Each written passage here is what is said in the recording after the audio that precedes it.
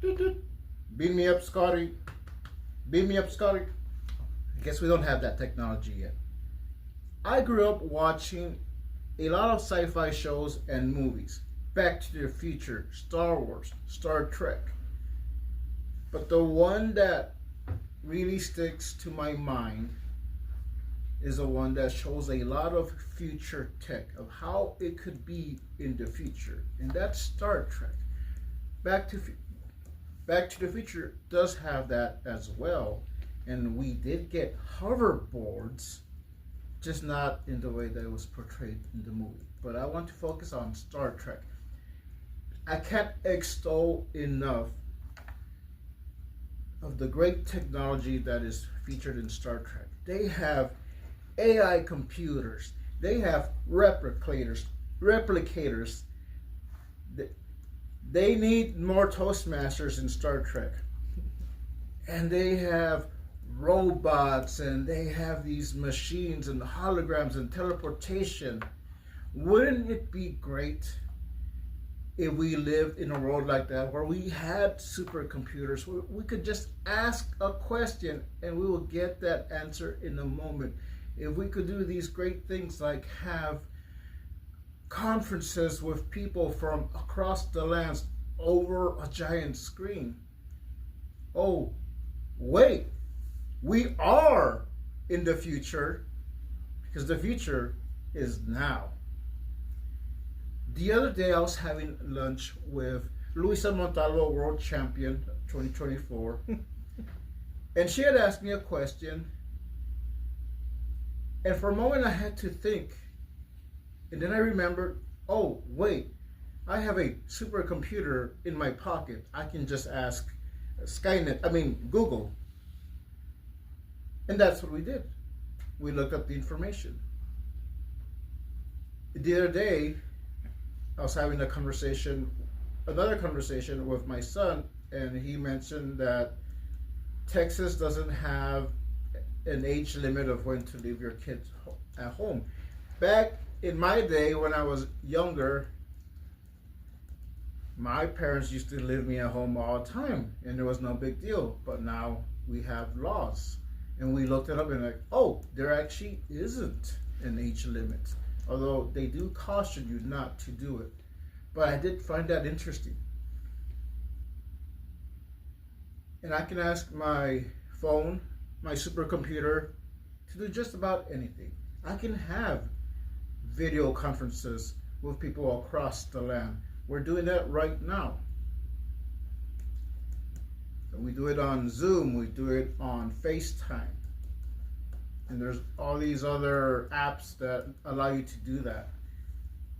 I can talk to someone from Canada, and I don't even have to leave the comfort of my room. So that is fantastic.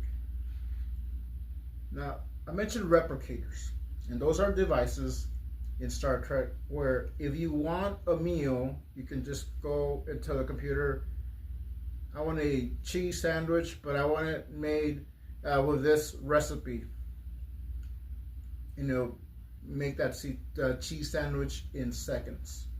Now, we don't have that yet, but we already have something like that called a microwave oven, where you can cook your food in minutes.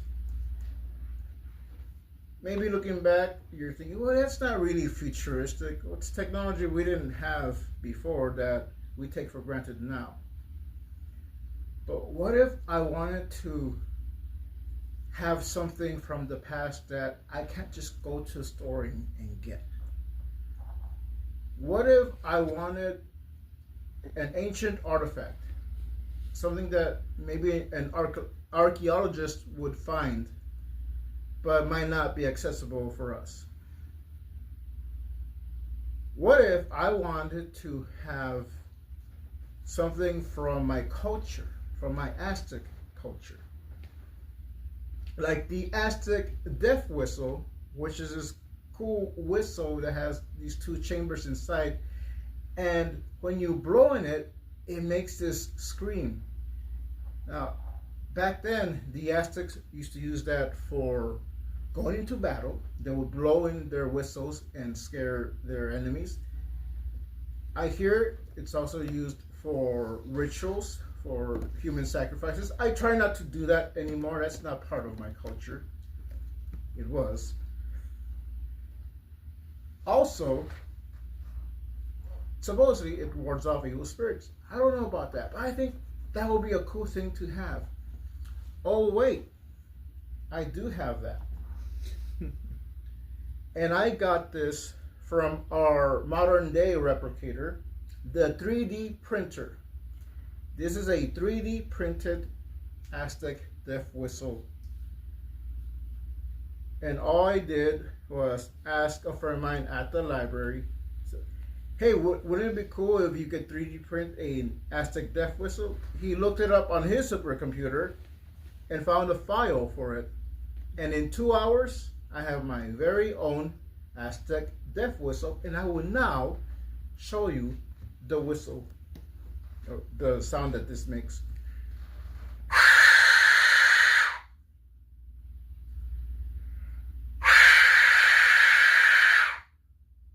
That is the Aztec death whistle. And if it wasn't for the 3D printer, I wouldn't have this. Now, the 3D printer isn't just for making cool items like this. There's also scientific breakthroughs. You can 3D print a heart valve.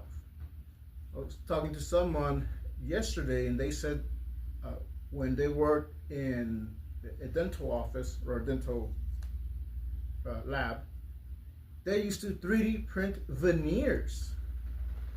Isn't that cool? So these aren't just technologies that we have just to waste time or fool around. There's medical advancements. One of the things now that people are talking about more and more is AI technology. And there's bad uses, there's good uses. Really, I think it's just how you use it. If you have a bad intention to use AI, that's how you're going to use it. But one of the things that is around is ChatGPT. So some students have used it to create term papers, and that is a bad use. You're really not putting any work into it. You're trying to get an easy A. But if you use it, like I use it sometimes to format your speech or your paper to check for grammatical errors, I think that's a good use. There's also AI uses in the medical field, where it's being used to check your x-rays and detect any anomalies. That's fantastic. So I don't really have a strong stance for or against AI right now as it stands, because there's just so much, and there's so much it can do. To make a judgment now on what the little that we have, I think it's too rushed. But it's here. The future is now, and we can't escape it. So let's make the best out of it. Beam me up, Scotty. Oh, I guess we still don't have teleportation.